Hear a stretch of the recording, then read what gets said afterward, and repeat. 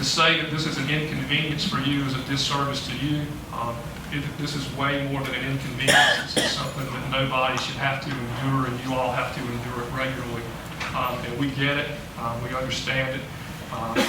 And so we set the priorities accordingly. And so I'll go through that list a little bit and just tell you what we did, a little bit about our thinking. Our top priorities are medical needs, critical care, emergency, doctor's appointments, pharmaceuticals that have to go back and forth, blood transports, all those things that we have to do to either provide medical care or to allow you to get medical care.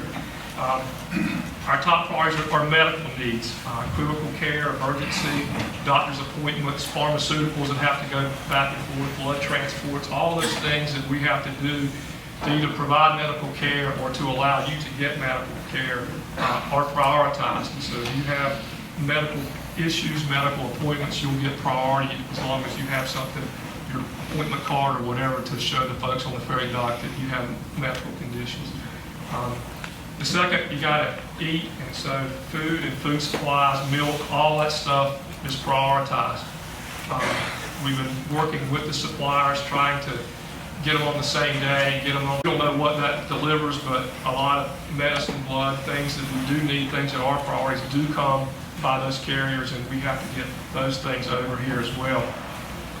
School buses are a priority because to get the kids where they need to go and get them back at reasonable hours and safely and all that, they have to be able to get on the buses, or either they have to elect not to make the trips. So they are a priority on the trips that they have to make and they've chosen to make, and they get on there. Law enforcement's a priority for obvious reasons. The Dare County transport vehicles, if you see a van or a truck that has a Dare County transport, if we have one of ours on there, we haven't had to do that very much, but if we do, it means we're transporting somebody or something that needs immediate priority access. We're not just putting them on there hauling people, although if that would save deck space, we would probably do that. Fuel trucks create huge logistical problems. When you put a fuel truck on a ferry, you can only put 25 people on there. That means, depending on how many people are in a car, you're anywhere from 6 to 8 cars are all that you can get on that ferry load. So if you allow fuel trucks on a ferry willy-nilly during the day, they could wind up taking all your deck space all the day, and you would get no passenger traffic across the sound in either direction. So what we've done is we've limited fuel trucks to 2 days a week, Fridays and Tuesdays. Those are their normal delivery days. We've limited them to certain times. From Stumpy Point, they have to be there at 5 a.m. on either a Friday or a Tuesday. From Rodanthe, they have to be there at 10:30 or 4:30 to return. We have an extra ferry that is used for emergencies that we can use to try to ferry some of those fuel trucks over, again, to allow the other regular deck space to be available for you all. We've also encouraged the fuel trucks to use the Ocracoke side. They can be on a Hatteras ferry at 8 o'clock and on the Ocracoke ferry at 1 o'clock. And so we're working hard to get them out of the regular flow of traffic that you all need to do things in your normal daily lives and not take up that deck space. Trash trucks, they're big, so they take up multiple car spots. We're trying to limit those to 1 day a week. We're trying to run those in off hours. We try to run them over here on the 3:30 in the morning ferry, and then run them out at the 1:30 in the afternoon ferry once a week, so that we can, again, limit the amount of deck space that we use that we can make available for you all. Ferry employees get priority. And then the last thing is the special issues. Every time we have one of these events, people's lives go on. So we have weddings, we have funerals, we have things that occur to people's lives in the community, and we're sensitive to that. Our goal is to try to create as much normalcy as we can in an abnormal situation. So when we have calls about those kind of things, we try to make arrangements with families, with whomever, to accommodate those kinds of needs. So from time to time, we have what we call a whiteboard at the ferry docks, and if there is some special situation, and again, a funeral or a wedding or two of the things that come to mind, then we add those names to the whiteboard and we give those folks priority so that they can do those things that happen in life. That has occurred. I think we've had 2 funerals since last Tuesday, and we've tried to accommodate those families. As far as I'm aware, I haven't had any phone calls. So I'm assuming that we were able to take care of them, and we'll continue to do that. So these are the priorities today. The big question that we've got is, what about a residential priority? What about a resident priority? And resident priorities is something that we've done. We had competition in past events between residents and visitors and residents and homeowners.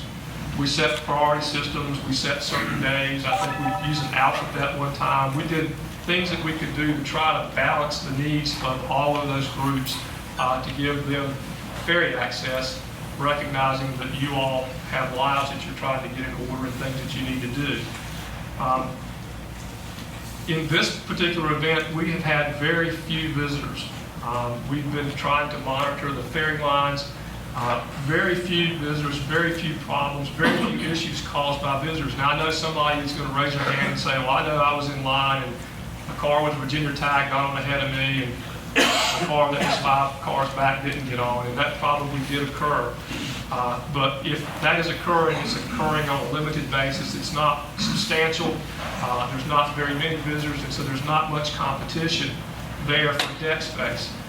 With that said, what that means is the balance of creating those priorities to limit visitors that don't exist create the headaches that I just named for the ferry division, and the headaches don't outweigh the need. If the visitor population were to increase, if that becomes a problem, then we'll adjust to make sure that we can set priorities for residents that don't and limit some of the visitor population. But to date, that hasn't occurred. We've asked the ferry division to monitor it. I've asked Jed multiple times, are we having those problems? Are we having those problems? And they have told me they have not. In Sandy's observations and being at the ferry dock, we haven't seen that. And on the days that I've been out there, I haven't seen that. We were in line today at the ferry dock. We made the point to be the last car in line, so if somebody didn't get on, we could walk on, and everybody loaded, and we didn't have any visitor problems today. So we're conscious of that. We haven't ignored residents. We understand your need. But the priorities I just listed are priorities that we really don't have many choices about, and they're taking up deck space. Our biggest problem today has been fog. When the ferries get fogged in and miss a scheduled run, then it throws everything off. It throws everybody out of kilter. It means that the lines double, and so now all of a sudden people are waiting for ferries that they might not have had to wait for if the schedule couldn't run cleanly as it's designed.